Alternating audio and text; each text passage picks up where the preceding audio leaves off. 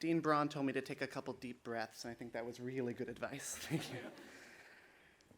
Thank you, President Hungerford, for the introduction.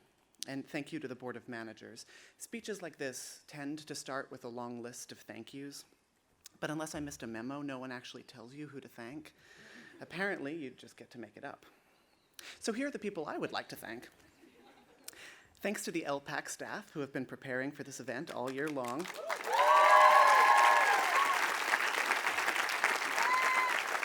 To the Sharples staff, to the S.E. Mays staff for working past midnight and not judging me for buying $9 worth of ginger ales.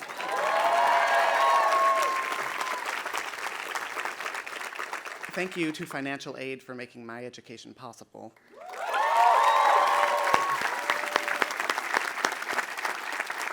Thanks to Diane Anderson, because we're tight.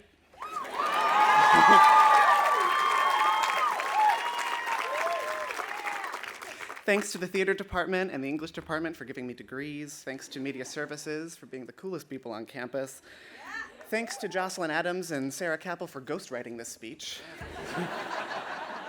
Thanks to whoever controls the weather. I assume that's someone on the Arboretum staff, although I get overheated very easily, so especially under this gown, I might have appreciated a light drizzle. And finally, I'd like to thank the provost, the president, and the faculty. As you are probably all aware, there was some controversy regarding the date of today's ceremony.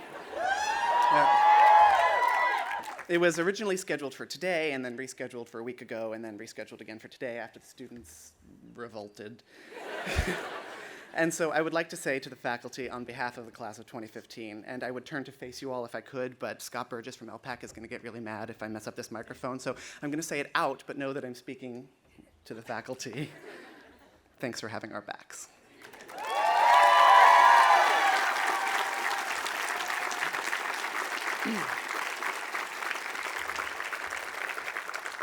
I'd like to begin today with a few inspirational quotes from Yik Yak. For those of you who don't know, Yik Yak is an anonymous comment app, so these are real quotes that some of my classmates shared this morning. Class of 2015, don't cry because it's over. Smile because it's over.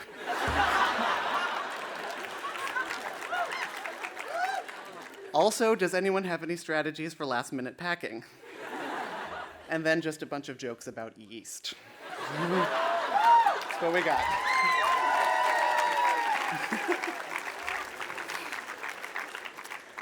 Like much of this campus, up until yesterday, this speech was under construction. But now that all of our families are here, don't worry, it's ready to go.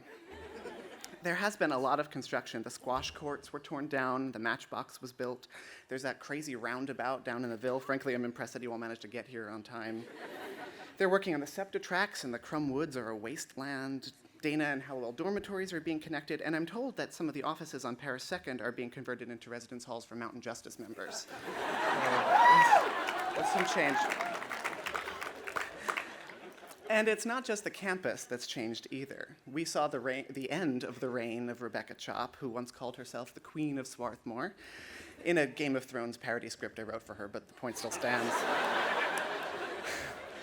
And things aren't done changing. Next year, the college will welcome a new queen, our 15th president and first president of color, Valerie Smith.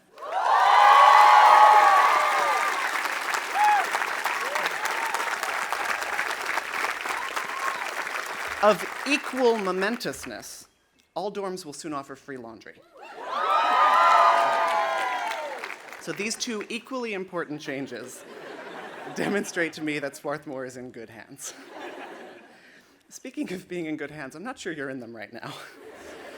Don't get me wrong, it is an honor to be speaking to you today, but it's a strange one, because in theory, I'm supposed to have some great wisdom to share with you all, but I don't think that's why you elected me to speak. I think you voted for me because I was funny. I'm not Nina Johnson, nor am I Noel Quinones. I do have to say, yeah.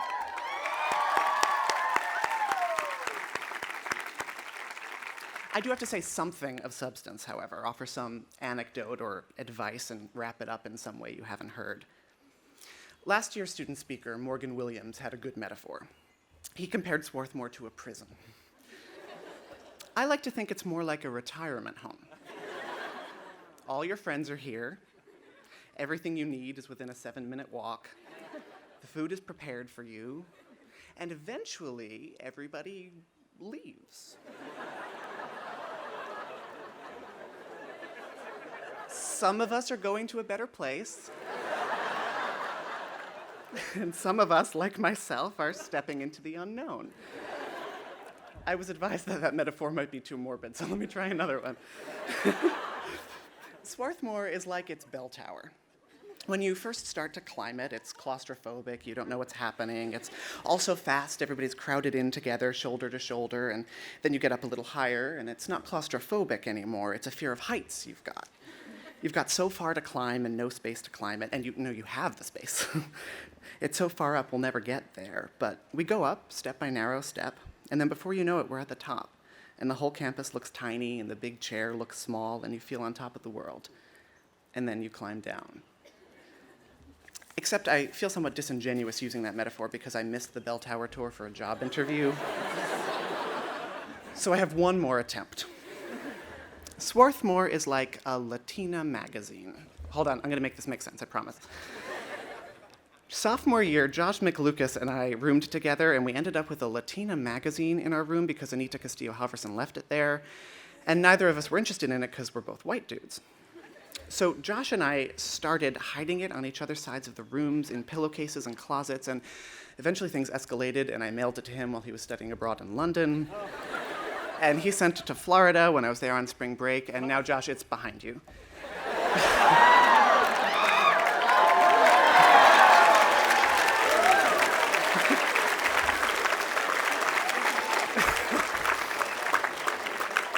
So I mostly put that in the speech so I'd have an excuse to give him the magazine, but when I thought about it, it actually does sum up my Swarthmore career. It's something that happened unexpectedly, early on, that had a lasting impact, like taking that computer science class freshman fall when you're sure you're going to be an English major.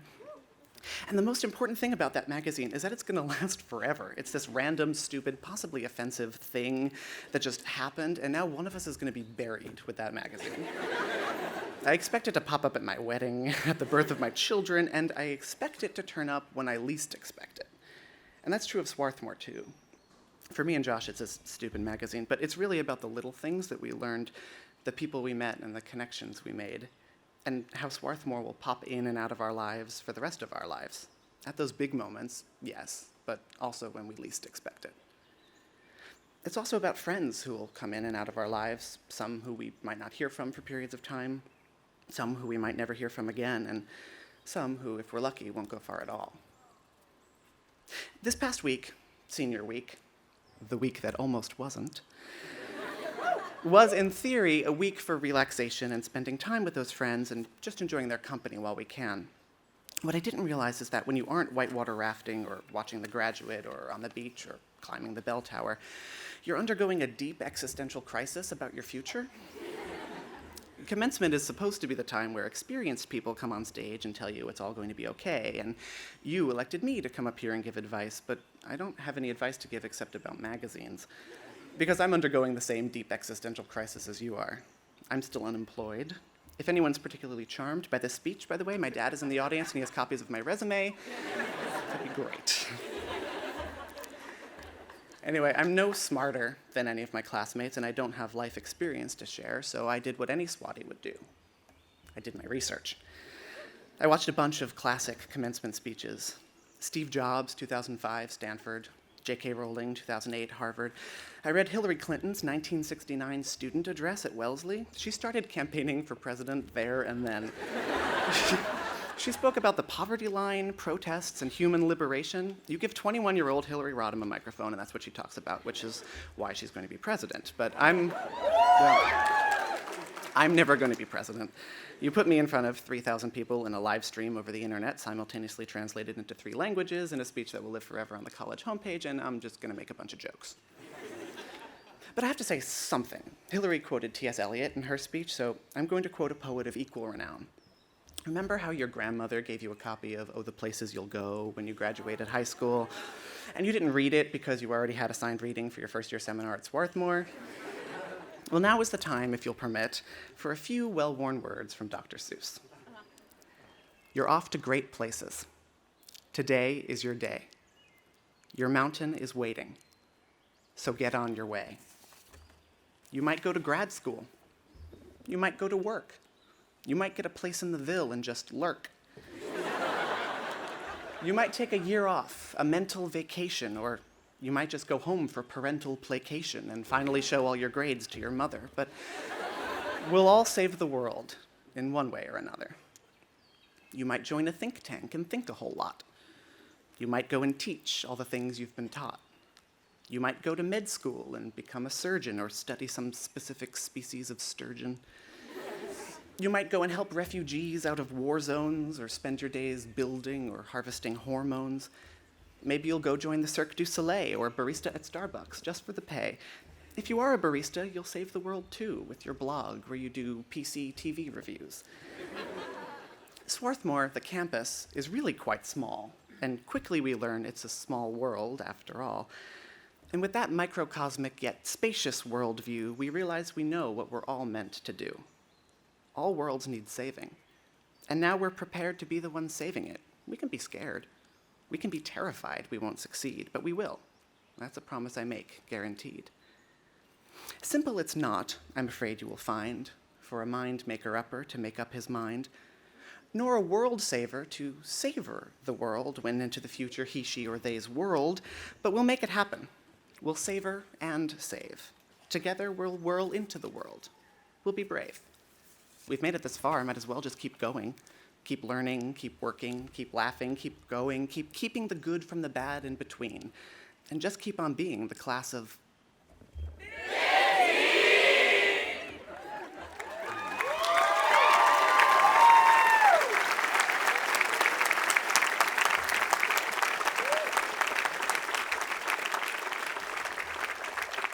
All right, I have one final thing, just to reinforce my point that I'll never be president. I'd like to address a campaign promise that I may have broken. John Alston, gird your loins, because I may have promised everybody that I would get the Chester Children's Chorus to sing Closing Time by Semisonic. And then it became clear that a song with the line, One Last Call for Alcohol, might not be the most appropriate song to be sung by a children's chorus.